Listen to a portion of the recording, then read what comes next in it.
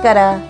ನಾವು ಇವತ್ತು ಮಕ್ಕಳಿಗೆ ಸಮ್ಮರ್ ಶುರುವಾಯ್ತಲ್ಲ, ಈಗ ನಾವು ಅವರಿಗೆ ಸಬ್ಬಕ್ಕಿ ಸಂಡಿಗೆ ಮಾಡೋದು ಹೇಗೆ ಅಂತ ಹೇಳಿಕೊಡ್ತಾ ಇದ್ದೀನಿ.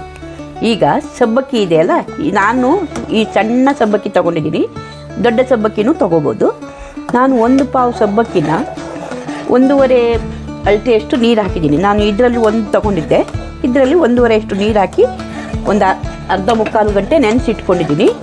ಆಮೇಲೆ ಇದೇ ಅಳತೆಗೆ 4 ಅಳತೆ ನೀರು ಹಾಕಿಬಿಟ್ಟು ಆ ನೀರನ್ನು ಕುದಿಸ್ಬಿಟ್ಟು ಅದಕ್ಕೆ ಉಪ್ಪು, ನಾನು ಪೆಪ್ಪರ್ ಪೌಡ್ರ್ ಹಾಕಿದ್ದೀನಿ. ನೀವು ಹಸಿಮೆಣಸು ರುಬ್ಬಿಟ್ಟು ಹಾಕ್ಬೋದು, ಇಲ್ಲ ಚಿಲ್ಲಿ ಪೌಡ್ರ್ ಹಾಕ್ಬೋದು, ಏನಾದರೂ ಹಾಕ್ಬೋದು. ನಾನು ಈ ಸರ್ತಿ ಜೀರಿಗೆ ಹಾಕಿದ್ದೀನಿ. ಇಲ್ಲ ಅಂತೇಳಿದರೆ ನಾನು ಹಿಂಗೆ ಹಾಕ್ತೀನಿ. ಹಿಂಗೆ ಹಾಕಲಿಲ್ಲ ಅಂದರೆ ಜೀರಿಗೆ ಹಾಕ್ತೀನಿ, ಜೀರಿಗೆ ಹಾಕಲಿಲ್ಲ ಅಂದರೆ ಹಿಂಗೆ ಹಾಕ್ತೀನಿ.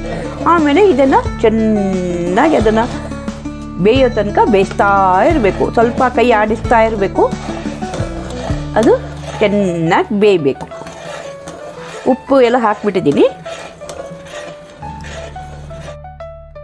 ಇವಾಗ ಇಷ್ಟು ದಪ್ಪ ಆಗಿದೆ, ಸರಿ ತಣ್ಣಗಾಗಿದೆ.